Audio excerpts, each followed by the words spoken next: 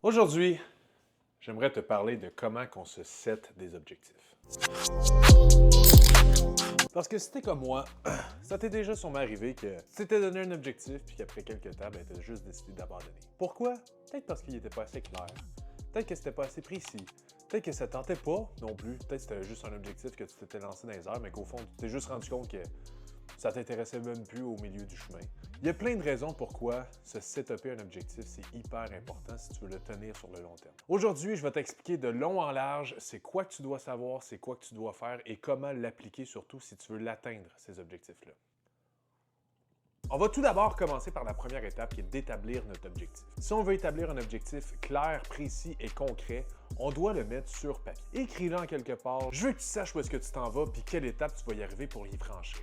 La première étape, c'est de définir un objectif qui est SMART. SMART, qu'est-ce que ça veut dire? C'est le S spécifique, M qui est mesurable, le A qui est atteignable, le R qui est réaliste et le T temporel, donc qui est situé dans le temps. Laisse-moi t'expliquer de A à Z qu'est-ce que ça veut dire en soi. Le S de spécifique veut simplement dire que ton objectif doit être clair, tu dois savoir qu'est-ce que tu veux. Tu veux perdre 5 ou 10 livres? Alright, il faut que ce soit spécifique. Je veux perdre 5 livres. Je veux perdre 10 livres. Par la suite, le M est mesurable. Donc, tant mieux, je veux perdre 5 livres, ça se mesure. Je peux le mesurer avec une balance, n'importe quel outil de mesure qui te permet que ce soit un tour de taille, que ce soit la grandeur de tes jeans que tu portes, la grandeur de tes chandails, peu importe, il faut que ce soit mesurable. Si ce n'est pas mesurable, on ne peut pas concrètement diviser l'objectif en plus petit, puis on ne peut pas nécessairement le visualiser sur le long terme parce qu'on ne sait pas où est-ce qu'on s'en va. Le A, on veut que ce soit un objectif qui est atteignable. Bien évidemment, je ne veux pas me lancer un objectif qui est complètement irréaliste selon ma réalité de papa à moi. Je veux que ce soit un objectif qui soit précis et qui soit surtout atteignable pour qu'à la fin, je sois juste plus motivé à l'atteindre parce que je sais que c'est pas impossible. C'est un objectif qui est challengeant, mais qui est atteignable. Super important. Il faut que ce soit un objectif qui est challengeant aussi parce que si ça ne te challenge pas, tu n'auras pas nécessairement la motivation nécessaire pour y arriver au bout du compte. Le R, il faut que ce soit un objectif qui est réaliste. Si je me dis que d'ici le mois de mai, je veux courir un marathon, ça se peut que ce soit beaucoup trop compliqué pour moi et que c'est juste irréaliste. Parce que moi, je déteste courir, premièrement. Deuxièmement, de partir de 0 à 42 km en littéralement 2 mois, ça se peut que ce soit tough sur mes genoux, ça se peut que ce soit tough sur mon cardio, ça se peut que ce soit tough tout court, puis que c'est juste complètement irréaliste à atteindre. Le T, bien évidemment, dans le SMART, le T, c'est le temporel. Il faut que ce soit situé dans le temps. Je veux perdre 10 livres de gras d'ici le mois de mai. Alright! Ça, on le sait que c'est spécifique, on le sait que c'est mesurable, on le sait que c'est situé dans le temps, on est en business, c'est atteignable, c'est réaliste. Good job! Faut que tu situes ton objectif dans le temps pour avoir une capacité à gérer tes plus petits objectifs quand tu vas devoir le sous-diviser en plus petites étapes. Ça, c'est la première étape de définir un objectif qui est SMART. Une dernière lettre, en fait, qu'on oublie souvent, c'est le F, c'est le fun.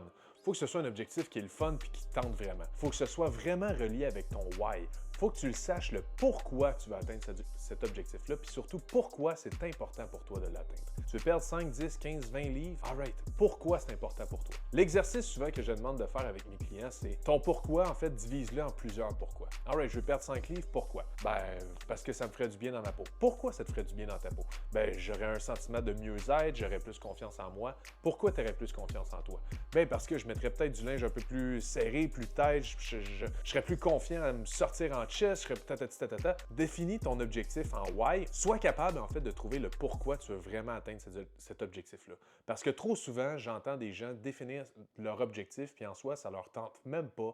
C'est des objectifs qu'ils ont entendus de quelqu'un d'autre. C'est quelqu'un d'autre dans leur entourage qui veut réussir un certain exploit, puis ils veulent se lancer leur propre défi ou veulent se comparer à d'autres gens qui est dans leur entourage ou quoi que ce soit, puis ça finit que c'est même pas important pour eux. Définis un objectif qui est important pour toi et seulement toi, parce que c'est toi contre toi. Toi. La deuxième chose que tu dois faire quand tu veux définir un objectif, c'est de trouver des ressources auxquelles tu as accès.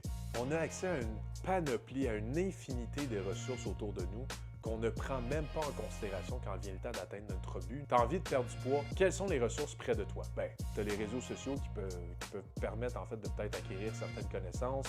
tu as des coachs alentour de toi, tu as des gens qui ont déjà peut-être passé par le même processus, qui ont un peu plus d'expérience que toi, tu as plein d'affaires. Okay? Souvent, qu'est-ce qu'on oublie, c'est de comprendre d'où viennent nos ressources puis comment on peut les appliquer dans notre vie en général. Moi, quand je me définis un objectif qui est un peu plus précis, comme en ce moment, j'ai un photoshoot pour le mois de juillet. Mes ressources en ce moment, c'est mon entraîneur, c'est ma blonde qui est là pour m'encourager, mes enfants qui sont là aussi pour m'encourager puis avoir le sentiment de fierté. J'apprends aussi chaque jour parce que j'aime ça apprendre sur le processus, donc j'essaie de m'éduquer le plus possible via Internet, via les réseaux sociaux, peu importe, mais j'essaie de plus possible aller chercher les ressources nécessaires qui vont m'aider. Faut jamais que tu oublies que tu n'es jamais toute seule là-dedans.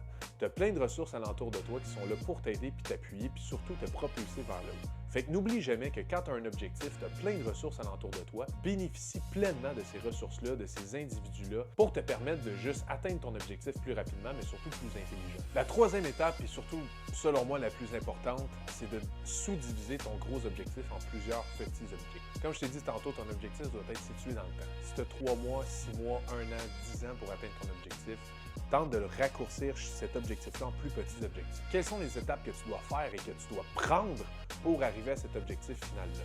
Tu veux perdre 10 livres en 6 mois? Alright!